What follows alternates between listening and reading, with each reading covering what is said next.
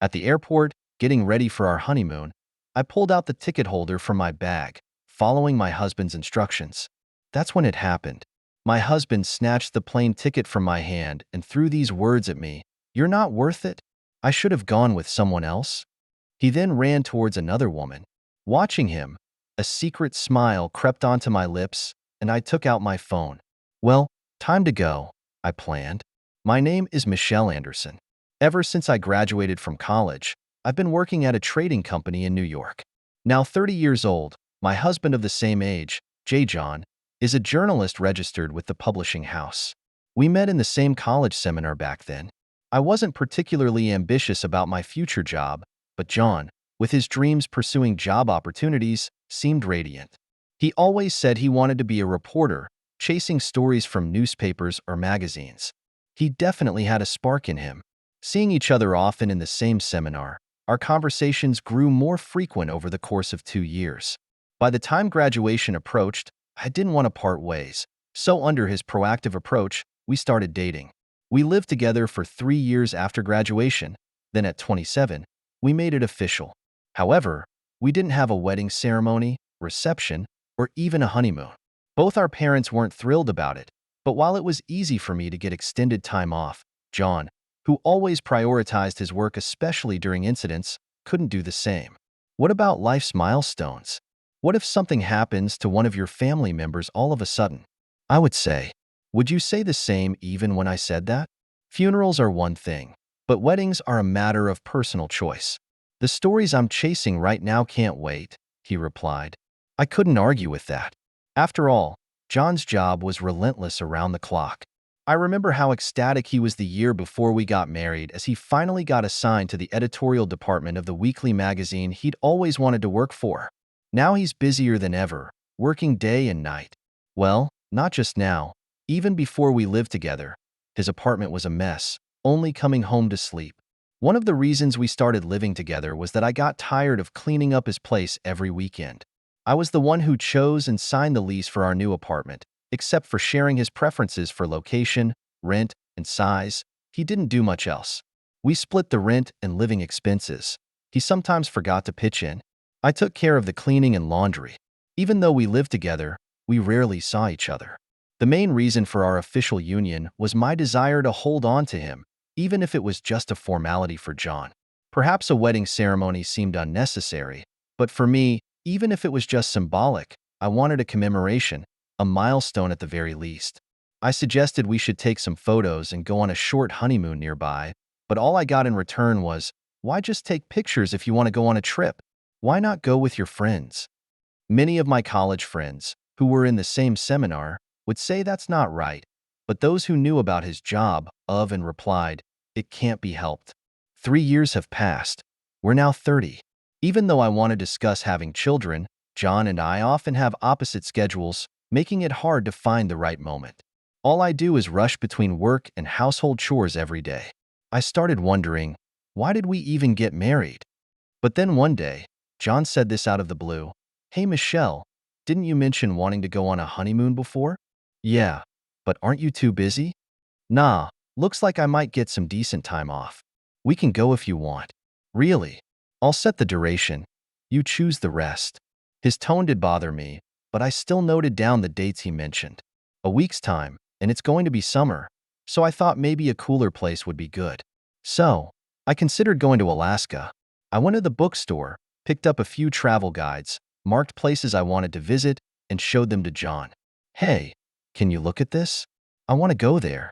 Before I could ask him where he wanted to go, he dismissed me with a wave of his hand. "Ed, you choose. I'm fine with anything." "Oh, okay." Something felt off to me then. Maybe it's unfair to expect much from John with his busy daily life, but this is supposed to be our honeymoon, our very first milestone. I wanted to discuss and decide the destinations with him. Is it wrong for me to hope for that, even though we've lived together for years? Our lives barely intersect. When was the last time we had a meal together? I realized that we hardly ever spoke to each other. Even when I initiate a conversation, he often responds with phrases like, "Do whatever you want," and "I might let you handle it if you insist." Come to think of it, that's how he's been about chores as well. I remember John back in college saying something like this to everyone. In today's age, couples should both earn an equal share of household chores. Splitting chores is just fair. Are you sure you can handle that? I was quite impressed at the time. He wasn't wrong. Although he mostly eats out, occasionally he seems to cook for himself. I'd often find dishes I didn't use in the sink, but all of chores are on me. I always end up cooking, cleaning, doing laundry, taking out the trash, everything. Now, John rarely comes home at the same time I do. Once in a blue moon, we get to have dinner together, and it's a relief. But even then, he's constantly glancing at his phone on the table. Once dinner's over, he quickly moves to the living room, seemingly messaging someone on social media, all the while I'm busy cleaning up. One day, slightly irritated by his indifference, I commented, "You seem awfully busy texting." Well, unlike you, I have work contacts to keep up with. He probably wasn't wrong. By the way, he often leaves his smartphone unattended, like when he's taking a bath or napping on the living room couch. It was by pure chance that I peeked into it. He was messaging a woman. Who is this person? At that moment, I shoved my smartphone screen in front of a groggy, just awakened John. The name on the screen read Anna Johnson. Multiple messages from John's side lined up, reading things like, "Have you been and you okay?" Since then, she's related to the case. Is there a problem? You're texting someone related to the case every single day? Well, if I have questions, I've got to show some sincerity, right? But doesn't she seem annoyed by it? You have a problem with how I do my job? I couldn't really argue when he brought up work, but decide soon where we're going. I might not be back until the last minute because of the case I'm investigating. Packing our bags, will you? Yes, that had just happened recently. And finally, the day of our trip arrived. John, who said he might not make it home in time, surprisingly woke up early and in high spirits. Then I'm going to make breakfast, he said, placing a plate of toast, bacon, eggs, and a salad in front of me. I became suspicious when he also sat down, a pot of coffee as it was so unlike him. What's with that look? When I decide to do something, I do it. Sure, it was just store-bought potato salad, undercooked bacon, and instant soup, but there was no need to make it seem so special. I kept those thoughts to myself and quietly ate. Here's your luggage. Thanks. It looks like you packed it well. Aren't you going to check inside? I'll check later if you say so. We headed straight for the airport. By the way, our destination written on the tickets was Alaska. We had plans to travel around different parts of the state. We took the tram to the domestic terminal and headed for the boarding gate. As we were approaching, John suddenly stopped in his tracks. "Hey, have your boarding pass ready. I can get it out quickly." As I began to pull out the ticket holder, he snatched the tickets from me, saying, "What a waste to travel with you. I should go with someone else." With that, he ran towards the boarding gate. There was a woman standing ahead. That's Anna Johnson. He had a picture on his smartphone. That's definitely her. I caught a glimpse of that smirking discreetly and took out my own smartphone. Well, shall we head out as planned? A few hours later, I was at the terminal building of an airport in Alaska, headed straight for the domestic exit, right up to the famous pastry shop in the desert corner on the second floor. I knew John and Anna were at the eatery there. I confidently walked in and approached the two of them, who were enjoying an airport-exclusive sundae. "Found you," John, who had been gazing dreamily at Anna, suddenly dropped a bit of ice cream, still on the corner of his mouth, looking at me as if he'd seen a ghost. "Wait, why are you here, Michelle?" Anna jumped up and threw herself at me. "Michelle, I've been so scared." I gently rubbed her trembling back while giving John a stern look. "What do you mean, why am I here? Do you know how many flights from different airlines land there? I just took the earliest one. Are you really a journalist? Not even knowing something so basic?" "Ah, exactly. How can you not even realize that, John? What kind of journalist are you?" From behind me, a deep male voice slowly approached, making John look even more tense. Why? Why is the editor here? Let's not make a scene here. Let's step outside." The man called the editor was Mr. Long, the chief editor of my husband's department. When we got married, he and his wife had invited us to dinner as a celebration. At that time, we exchanged numbers just in case. As the charismatic Mr. L grabbed his arm, John shivered. Anna, walking beside me, intertwined her arm with mine, while John looked on completely baffled. Every time he tried to get closer to Anna, Mr. Long would firmly hold back John's hand. We pretended not to notice as John clicked his tongue in annoyance. It's less crowded over here.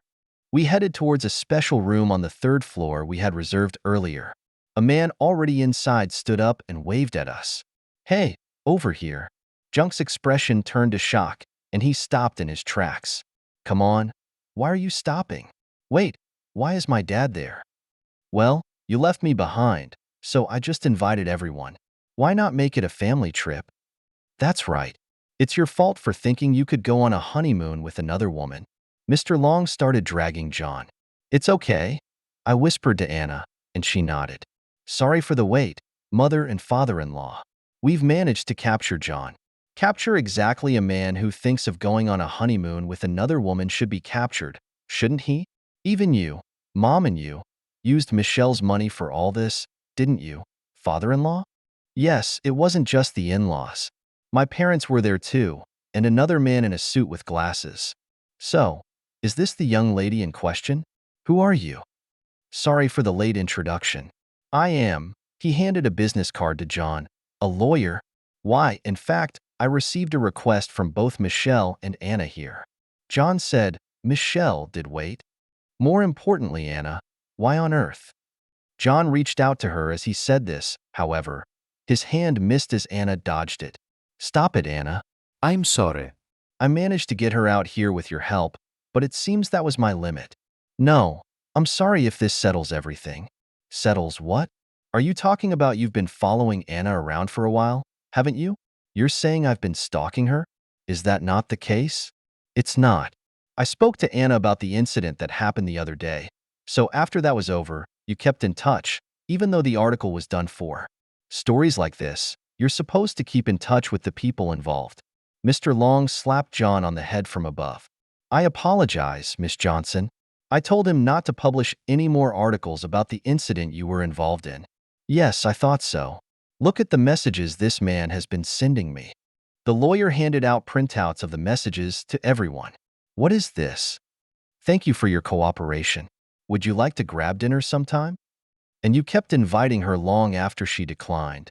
I mean, it's just common courtesy. I was drawn to your brave attitude. What's this about? She truly was brave. Despite the incident, she tried so hard to recover. John's father-in-law boomed. What on earth are you saying? Drawn to her, Miss Johnson? I won't ask about what happened, but I know you were hurt. Yet, it seems this fool kept reminding you of it when you were trying to forget. Anna nodded with tears in her eyes. I only cooperated because he promised to write properly about the incident. Yet, he kept coming up with reasons to ask me out afterward, and the volume of messages too. And he knows where I live. That's right. There's also this. The lawyer handed out several pictures. They showed John with a camera next to a window of a 2-story apartment complex. It's the apartment I live in. You were up to this? Hearing that, Anna shivered again. I've made up my mind. I'm going to report him for stalking. What are you talking about, Anna? Began to speak as if a dam had broken. Every single day, he asked, what are you doing? Can we meet tomorrow? Even though he's heard about the incident, he persists even after I tell him there's nothing more to discuss. But you replied to my texts, didn't you? Who do you think is enjoying this conversation? Thanks for today. How have you been? Yeah. You know what's good when you're tired? A massage. I'll come over and give you one sometime. I'm busy now. Stuff like that. And what's with the creepy, are you in the bath? Messages. I chuckled as I flipped through the thick printout. Yes, I really appreciate everything Michelle did. She advised me to keep records of everything. Oh, come on. It must have been scary, right? To deal with someone spouting nonsense like that.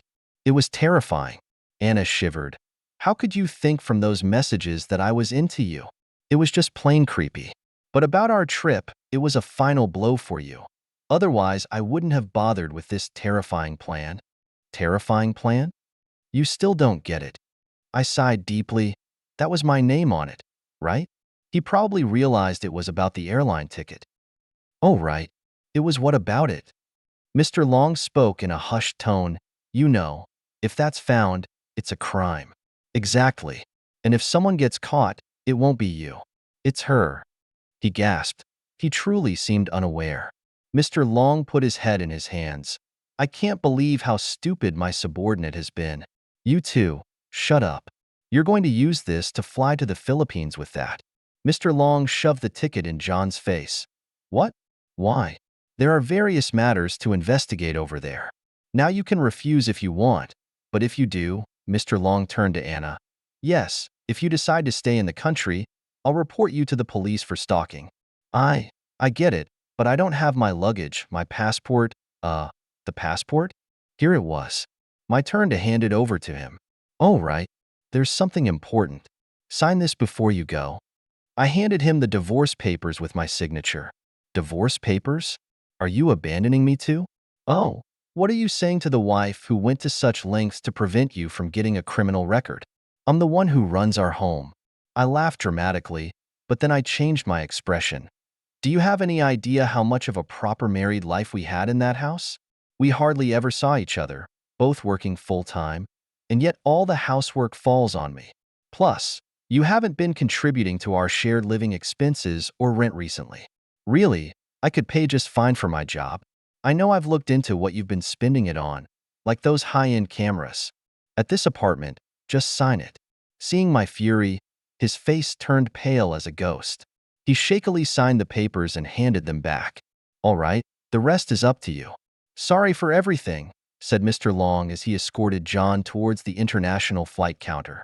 We chose to settle on the third floor instead of the spacious lounge on the second floor. Why? Because the third floor of this airport is where the international terminal is located. The plan was to easily get him on a flight to Manila. As for what happens to him next, that's none of our business. After that, I moved from the condo I had been living in to a small apartment meant for living alone. The number of rooms has decreased, and there's nothing unrelated to me anymore. No more buying groceries for someone I don't know. They'll be back. How easy house chores are when it's just for myself. I realized just how much unnecessary struggle I've been through while living with John. The moving expenses were covered by my father-in-law. He also settled the living expenses and rent. John's in-laws lamenting that they raised their son wrong were such kind folks. About a month later, I got a call from Mr. Long. Apparently, John got caught up in some trouble overseas and got arrested. Was it some kind of crime? I really don't know. Our editorial department didn't ask him to get involved in any crimes or anything. Just told him to send daily updates on the situation over there. Well, I've heard various stories like he got deceived or got addicted to gambling. I told him if he could get a big scoop, we might let him return. Seems like John got too ambitious and ruined himself. Mr. Long indirectly implied to me. Since then, I haven't heard any rumors of him coming back. Michelle, over here at the cafe, we had arranged to meet. Anna signaled me. I quickly approached her table. Sorry for the wait. All set. Absolutely. How about you, Michelle? I showed her the fan merchandise for the concert we were going to. We shared a cheerful smile, had a quick coffee, and then headed for the venue. During the time I was communicating about John's issue, I found out that Anna and I were fans of the same musician, and we hit it off. We had promised to attend a concert together once everything was settled. Today was the long-awaited day. After getting married, I had forgotten such joys amidst the conflicting schedules with John. Now, I can spend time just for myself with friends, sharing the same hobby. Oh, I'm truly glad I made that decision back then.